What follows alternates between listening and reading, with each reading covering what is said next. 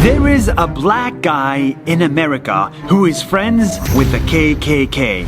He sat down and became friends with the biggest racists in the world. And the crazy thing about it, he made them quit the KKK. What? And how?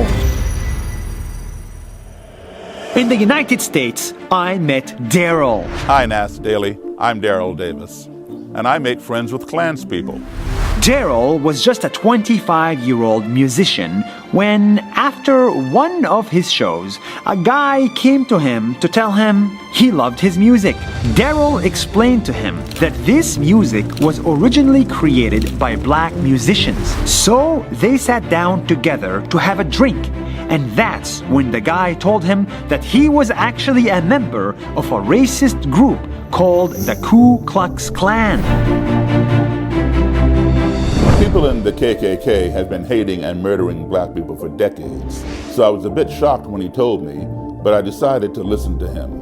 So Daryl and his new friend started having dinner together, going to each other's houses to talk about life and music. He said he had never had a drink with a black guy before and thought he never would. But he was so touched by the music, he was like, I've got to go talk to this guy. I don't care that he's black. But Daryl didn't stop there.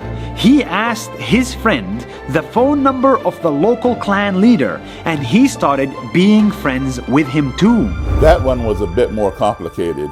We had to meet with his bodyguard who was armed. And he told me that I was inferior to him because of the color of my skin. But little by little, he warmed up to me.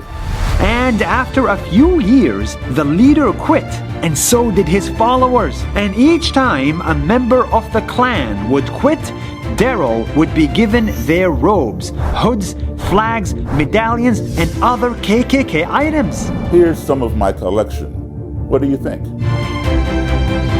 Thanks to Daryl's efforts, over 200 people quit the KKK, and it's all because instead of hating them, he decided to sit down and talk with them. Every time I would sit down with them, I would tell them, I don't agree with you. I don't respect your opinion, but I respect you.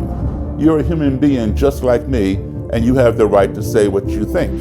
And then they would start to listen. It's hard to hate someone when you're talking with them face to face. But none of this was easy for him. Many of his black friends told him he was a sellout, that he was befriending the enemy and betraying black people. And that's where they're wrong. They think they're fighting racism, but actually they're fueling it. If you want to end racism, you have to go to the root cause, which is ignorance. And how do you fight ignorance? By talking to people. The KKK does not have a monopoly on ignorance. A missed opportunity for dialogue is a missed opportunity for conflict resolution. Remember, when two enemies are talking, they're not fighting, they're talking. It's when the conversation ceases that the ground becomes fertile for violence. See, when we meet racists, we tend to shut them off and just say they're evil. But doing so will not end racism. According to Daryl, hating the racists doesn't help. If we talk and listen to them, maybe we can get them to change. I never converted anybody. I just gave them reason to think. I was their first black friend. And of course they were afraid of me at first. But little by little, they stopped being afraid and realized that we are more alike than we are different.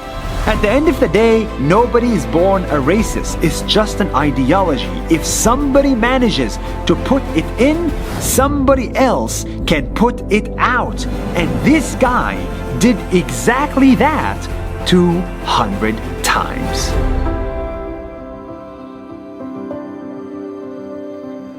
Hey everybody, thank you so much for watching Nas Daily.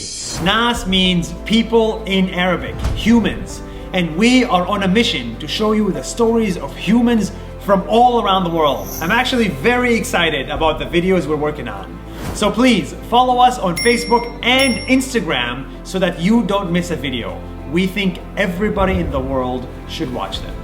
Thank you and see you soon.